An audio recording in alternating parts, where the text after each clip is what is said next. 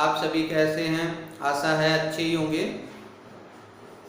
आप सभी आज की क्लास में जो भी बताया जाएगा उसे बहुत ही ध्यानपूर्वक सुनेंगे, समझेंगे और आज की क्लास की वीडियो आप सभी लास्ट तक देखेंगे और बहुत अच्छे से समझ में आ जाएगी। आज भी एक बहुत ही इम्पोर्टेंट टॉपिक यूनिट 5 का लेने जा रहे हैं जिसका नाम है डाल्टन का आंशिक दाब का नियम। तो डाल्टन का आंशिक दाब का नियम क्या है इसको समझ लीजिए। आइए शुरू करते हैं, लेकिन शुरू करने से पहले आप सभी हमारे चैनल को सब्सक्राइब कर लें, बेल आइकन प्रेस कर दें ताकि लेटेस्ट वीडियो की नोटिफिकेशन आप सभी को मिलती रहे। आप सभी हमारे चैनल को YouTube पर सर्च कर सकते हैं ताकि आप प्लेलिस्ट में जा सकें और प्लेलिस्ट में चैप्टर 1 से लेकर 4th और 5th की सभी वीडियोज पड़ी हुई हैं जिन्हें आप पढ़ के समझ सकते हैं। तो चैनल का नाम आप सभी जानते ही हैं, इजी केमिस्ट्री बाय अजय वीर।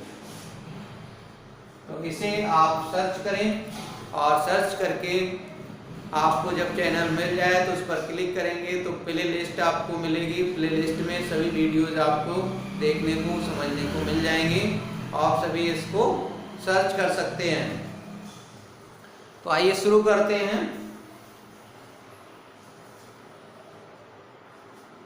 तो डाल्टन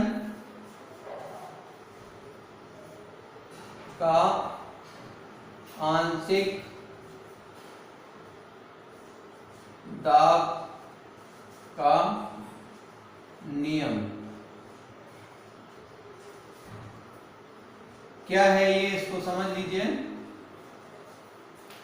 दो अथवा दो से अधिक गैसें जिनका आयतन स्थिर है, या हम कह सकते हैं दो अथवा दो से अधिक गैसों का गैसीय मिश्रण जिसका आयतन स्थिर है और गैसीय मिश्रण में जो गैसें ली गई हैं वो अभिक्रिया ना करने वाली हैं, तो स्थिर ताप पर उनका जो कुल दाब होगा वह उन गैसों के मिश्रण में आंशिक दाबों के योगफल के बराबर होता है।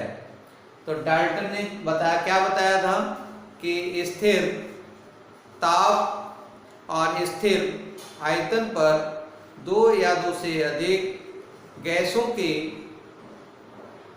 गैसीय मिश्रण में उपस्थित गैसों का जो कुल दाब होता है वह उन गैसों के मिश्रण में आंशिक दाबों के योगफल के बराबर होता है। लेकिन एक कंडीशन है कि वो जो गैसें ली गई हैं मिश्रण में एक दूसरे से क्रिया ना करने वाली होना चाहिए। इसको हम इस तरह से परिभाषित कर सकते हैं, स्थिर आयतन और स्थिर दाब ताप, स्थिर आयतन और स्थिर ताप पर दो या दो से अधिक ऐसी गैसों का मिश्रण जो आपस में अभिक्रिया ना करती हो का कुल दाब उन गैसों के मिश्रण में आंशिक दाबों के योगफल के बराबर होता है। अब इसको देखिए, मान लेते हैं ये माना कि कोई गैसीय मिश्रण है, इसमें गैसें हैं ए गैस, बी गैस और सी गैस भरी है और डी गैस भरी है। तो देखिए ए गैस भरी है, बी गैस भरी है, सी गैस भरी है और डी गैस भरी है। माना ए बी सी डी 4 प्रकार की गैसों का एक मिश्रण है जिसका आयतन स्थिर है, ताप स्थिर है, टेम्परेचर T है और आयतन यानी वॉल्यूम B है जो कि स्थिर है। ये दोनों चीजें स्थिर हैं, तब क्या होगा, इनका माना A, B, C तथा D गैसों के आंशिक दाब क्रमशः PA, PB, PC तथा PD हैं, तो मिश्रण का कुल दाब, चाहे हम यहाँ पे लिख सकते हैं मिश्रण का कुल दाब ब्रैकेट में P बराबर होगा PA plus PB plus PC plus PD।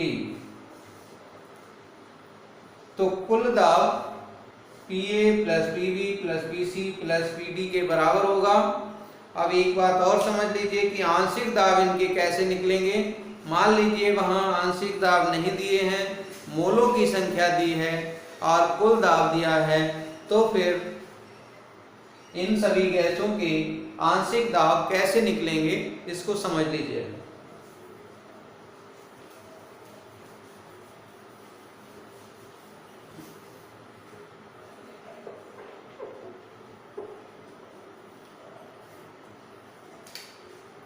इसके मान लीजिए A गैस के N मोल हैं, Na मोल हैं, Na मोल, B गैस के Nb मोल हैं, C गैस के Nc मोल हैं, D गैस के Nd मोल हैं। तो जब इनके सबके मोल पता हैं तो फिर इनके आंशिक दाब कैसे निकलेंगे। देखिए माना A, B, C तथा D गैसों के मिश्रण में उनके मोल क्रमशः Na, Nb, Nc तथा Nd हैं, तो इनके आंशिक दाब क्या हो जाएंगे ये समझ लीजिए।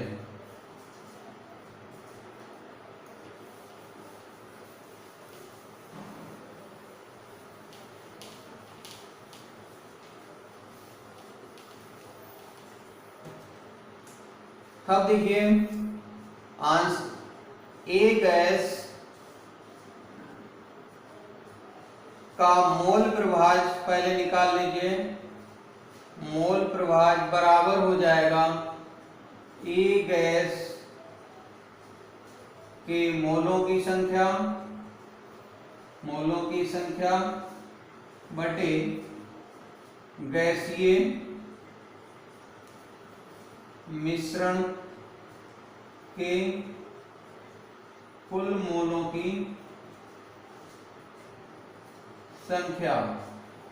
अब देखिए गैसीय मिश्रण के कुल मोलों की संख्या क्या है वो समझ लीजिए। A गैस के मोलों की संख्या क्या हो जाएगी Na, और गैसीय मिश्रण के मोलों की संख्या Na plus Nb plus Nc plus Nd हो जाएगी।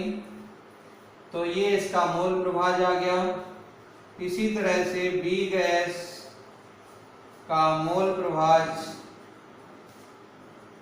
प्रभाज इससे पहले बताया था कि कैसे निकलता है।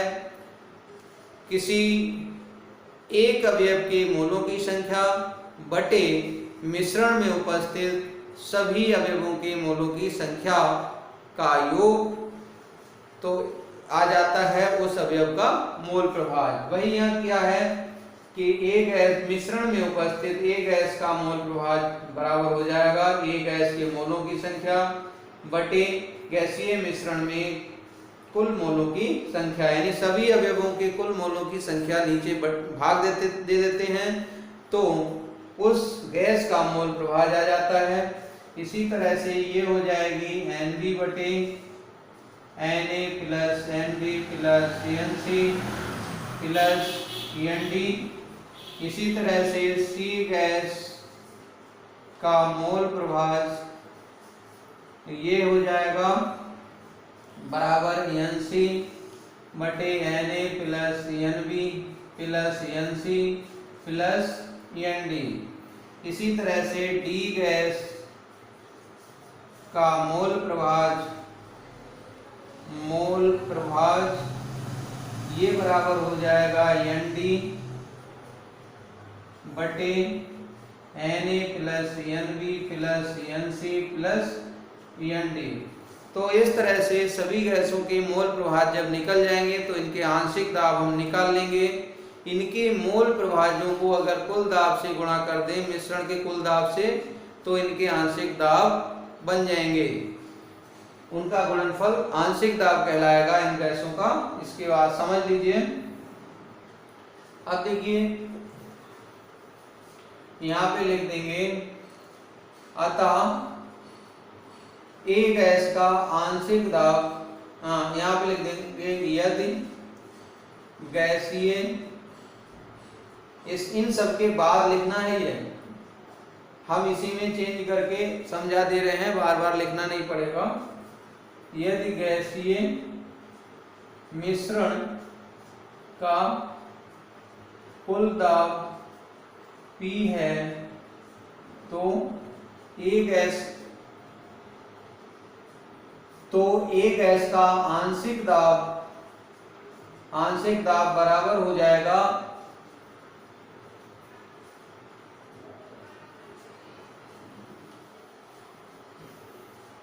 A गैस का, चलिए हम मिटा देते हैं, A गैस का मोल प्रभाज गुणा P यानी कुल दाब, ये क्या है गुणा कुल दाब। तो A गैस का मोल प्रभाज अभी समझ ही चुके हो, Na बटे Na plus NB plus NC plus ND और ये कुल दाब P हो जाएगा। इसी तरह से P गैस का आंशिक दाब बराबर हो जाएगा NB बटे Na plus NB plus NC plus ND गुणा P। तो ये मोल प्रभाज गुणा कुल दाब हो जाएगा, B का मोल प्रभाज लिख देंगे गुणा P। इसी तरह से C गैस का आंशिक दाब बराबर NC बटे Na plus NB plus NC plus ND गुणा P। यहाँ पे लिख देंगे इसी प्रकार, ताकि उपरोक्त प्रकार से ये सब हो जाएंगे। अब इसी प्रकार D गैस का आंशिक दाब बराबर हो जाएगा ND बटे Na plus NB plus NC plus ND गुणा P। तो इस तरह से इन सभी के आंशिक दाब निकल आएंगे और इनका योग डाल्टन के आंशिक दाब के नियम से मिश्रण के कुल दाब के बराबर होगा। तो अभी हम वो समीकरण भी लिख दे रहे हैं, ये दिख रहा है या नहीं इसको देख लीजिए। दिख तो रहा ही है, कोई समस्या नहीं है। तो देखिए मिश्रण का कुल दाब आंशिक दाब के नियम से, इन डाल्टन के जो आंशिक दाब का नियम है उसके अनुसार गैसीय मिश्रण का जो कुल दाब P है वो इनके योग के बराबर हो जाएगा। डाल्टन के आंशिक दाब के नियम से मिश्रण का कुल दाब P बराबर है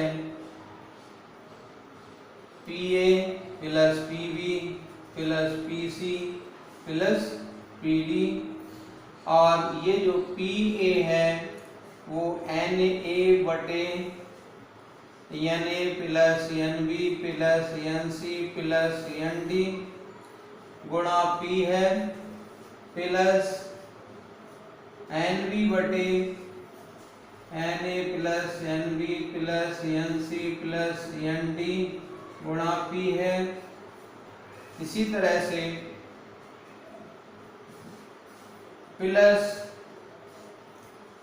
NC बटे NA plus NB plus NC plus ND है गुणा P, प्लस अब देखिए ND बटे NA plus NB plus NC plus ND गुणा P।